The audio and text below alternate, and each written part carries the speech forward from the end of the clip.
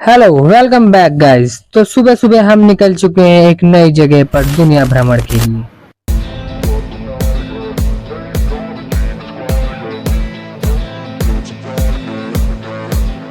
दुख और तकलीफ से भरा बिना धुला मुंह लिए हम निकल चुके हैं ढूंढने छोले भटूरे के छोले।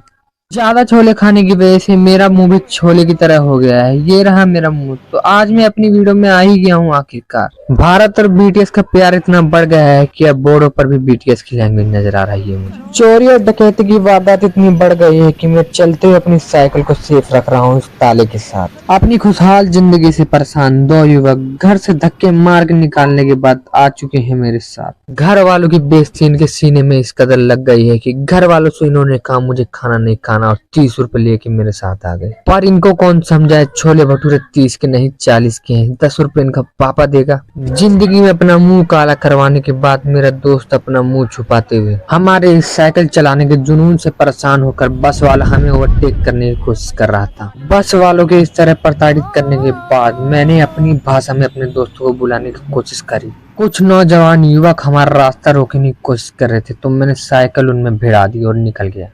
एलजी टीवी के गिरोह से प्रभावित होकर मेरा दोस्त बारबी डॉल का कवर लेने के लिए एक दुकान पर रुक गया। अफसोस रैम्बो जैसा दिखने वाला कवर ना होने की वजह से निराशा हाथ लगी और वहां से खाली हाथ ही जाना पड़ा। तभी अचानक उसकी नजर एक और स्मगलर पर पड़ी जिसका उल्टा संपर्क सीधा एलजी टीवी के हार्ड क्वार्टर से था। हमारी लाख कोशिकाओं के बाद भी वो सिग्मा मेल बनने में बिल्कुल तैयार नहीं था। कह रहा था बस बारबी डॉल का दीवाना हूँ मैं। बारबी डॉल की दीवानगी मेरे सर पे इस तरह चढ़ गई थी कि मुझे हर जगह लेगिंग जैसी पैंट पहने हुए एलजी टीवी के सदस्य नजर आ रहे थे। तभी एक छुचुंदर से मुंह वाला एलजी टीवी का सदस्य मेरे सामने आकर हेडक्वार्टर का पता मांग रहा था। मैंने कहा निकल जा नहीं तो बहुत मारूंगा। मेरी मार से प्रभावित होकर मैंने एक अंकल को मजबूरी रूप से ठेला घुमाते हुए देखा।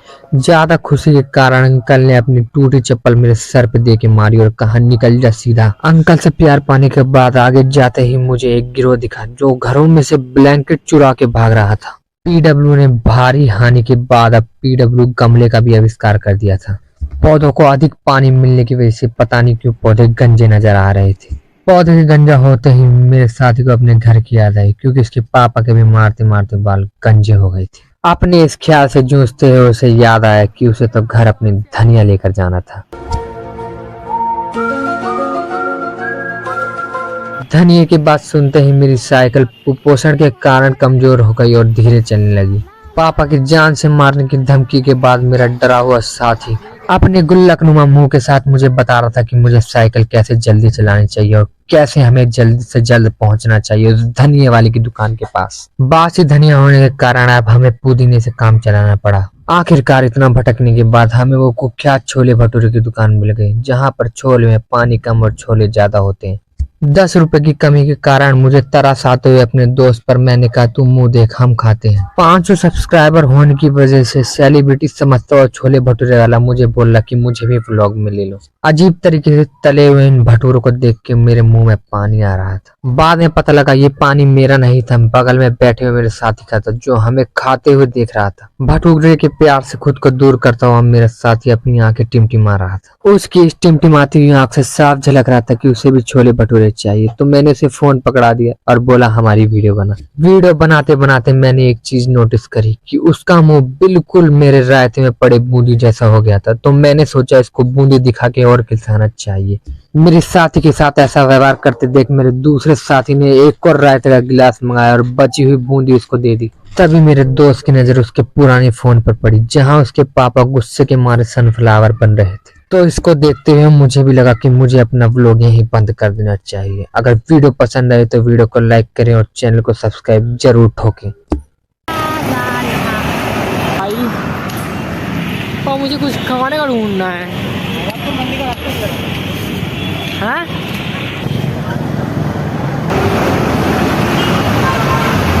सालों को दिखता ही नहीं हम।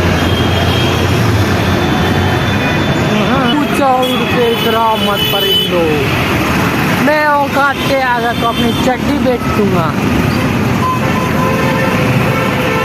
I'ma live up, head down, push forward through the tough times, 'cause anything worth doing is a tough climb.